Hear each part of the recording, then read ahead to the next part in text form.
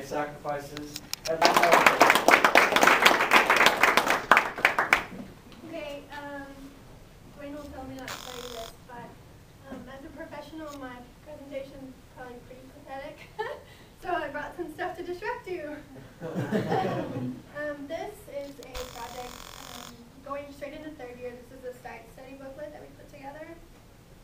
This is the portfolio I presented to get into fourth year. And then this is my quote-unquote professional portfolio. So take a look at these. If you have any questions, you can ask me there. Or just talk to me, because I'll probably say random stuff and ramble. Okay. Good. next slide. Yeah. Okay.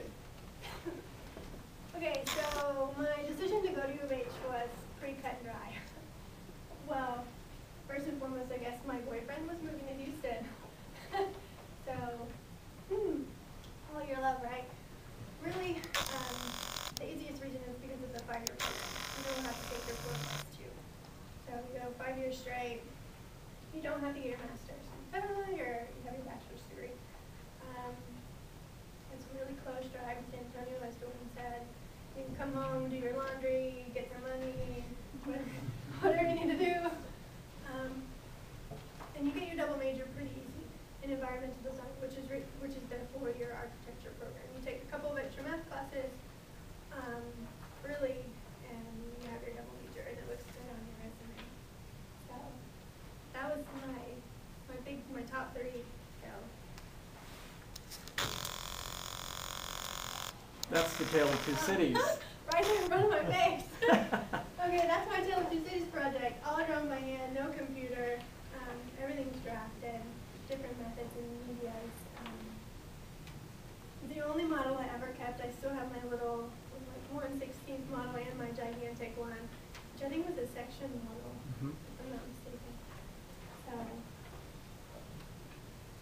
transferring, the nitty-gritty. My transfer story. So I apply and they're like, yay, you get accepted to 2nd year. Well, if I've already finished 2nd year, that's not cool. So when you try to transfer U of H, they're going to want to put you in 2nd year. They try to mold their student into their little, U of H people. They mass-produce U of H people. So you're going to have to fight really hard if you want to get in the 3rd year. You're going to have to make your portfolio stand out. You're going to have to go visit your counselor first and foremost right now, because you need to figure out what you need to do to get into 3rd year, so you're not taking classes over and over and over. Make sure you take classes that will transfer. Taking math classes more than once really sucks, especially if you're not good at math. So, we'll transfer. Okay, you'll be behind. If you get into 3rd year, you'll be behind in your classes. Since everything is sequential, you're going to be taking structures and building systems, 1st year, 2nd year, 3rd year. So when you get into 3rd year, you're not going to have those 2nd year structures and building systems classes that all your classmates have had. So when you're in 4th year, busting your butt in a really hard studio, all your classmates have already completed these really hard classes that you're going to be trying even harder to finish. So, and I think that's one of the main reasons that they try to put you in 2nd year, is so you're not behind and so your classes are sequential. But I think the education you get here at SAC is up to par with what they're teaching. They might teach different stuff, and I'll go over it a little bit later. But what's important here is essentially important here. So you're going to have to fight really hard to get into the 3rd year. So go visit your counselor, make them know your name, make sure you have a good portfolio, and the rest will just kind of fall into place. So Amanda, did you get into 3rd year ultimately? I did. So, but you had to argue for it. I did. And just as you're speaking right now. Right. I went, the first time I met with Lannis Kirkland, who was my transfer counselor. And I was like, oh, this is great.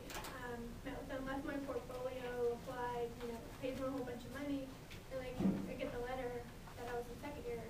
So I had to go back and apply it 3 times to get into 3rd year. They had to review my portfolio with the board, and I think there's probably some talks between SAC and U of H what classes were equal to what was equal there. So that was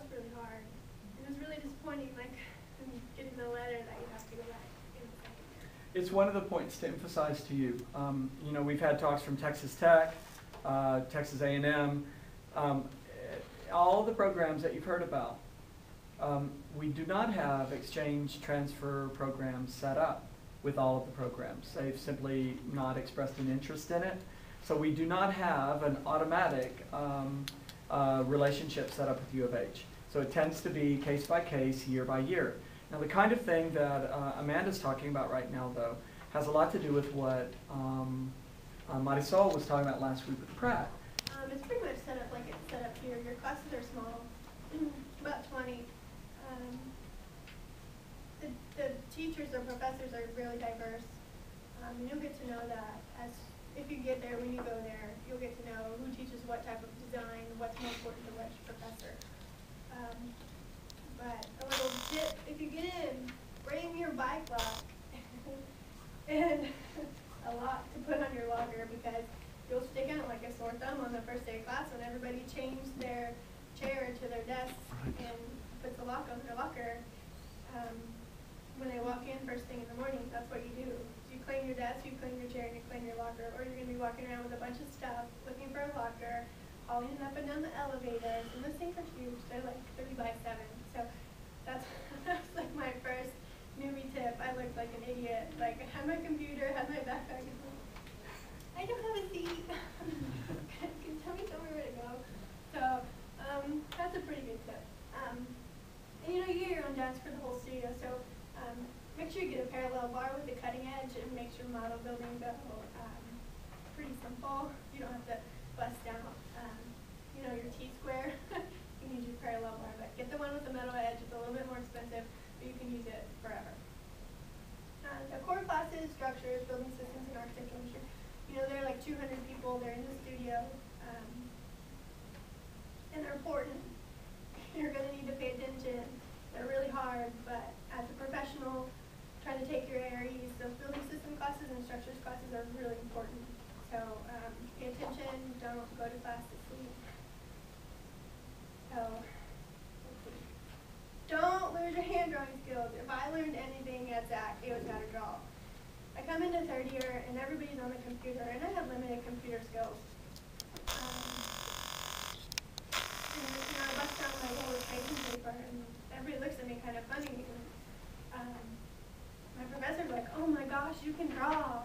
You know, everybody's drooling over these hand drawings because nobody does it. Everybody gets lost in their CAD programs. You know, you don't really envision. Your concept is not 90-degree angles in a CAD program. It's more fluid than that. And I think you lose that a lot of times when you go straight to your AutoCAD or Revit or ArchiCAD or whatever program you're using. So I think that's probably my biggest point is don't forget how to hand draw and use it, because they don't teach it as a core there. So it's really important.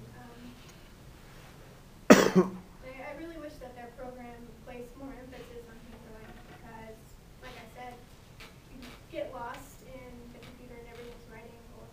And Dwayne would always tell me, think outside of the box. It's so square.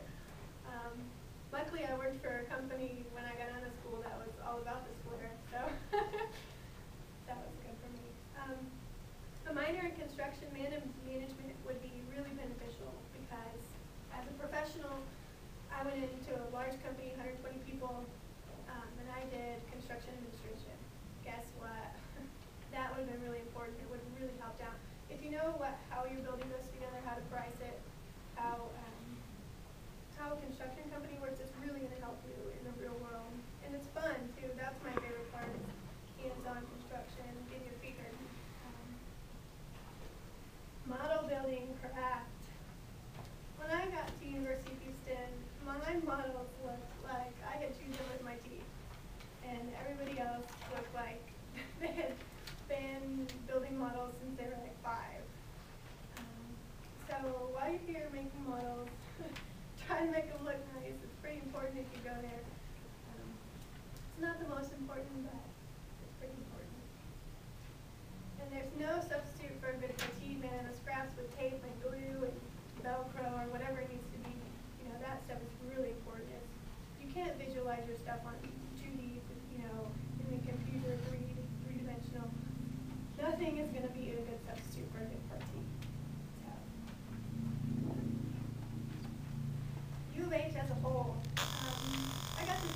man, it's going to take me forever to get to the architecture building. It's right there.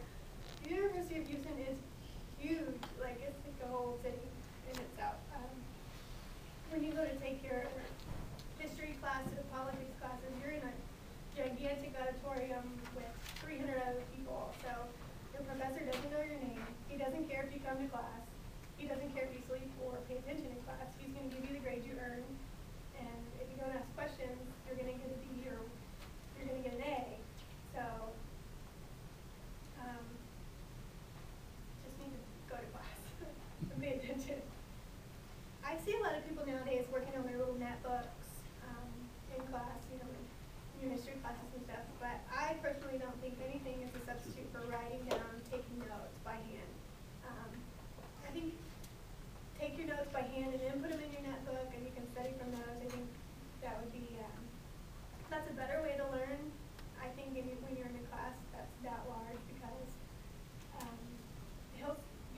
the professor will be talking, and everything he says,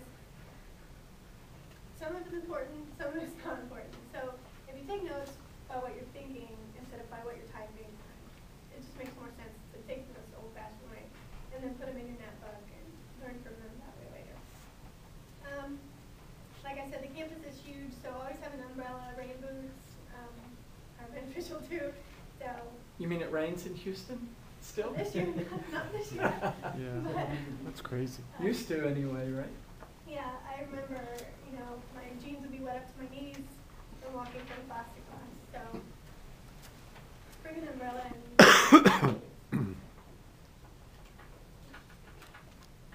Do you want to talk about the project at all?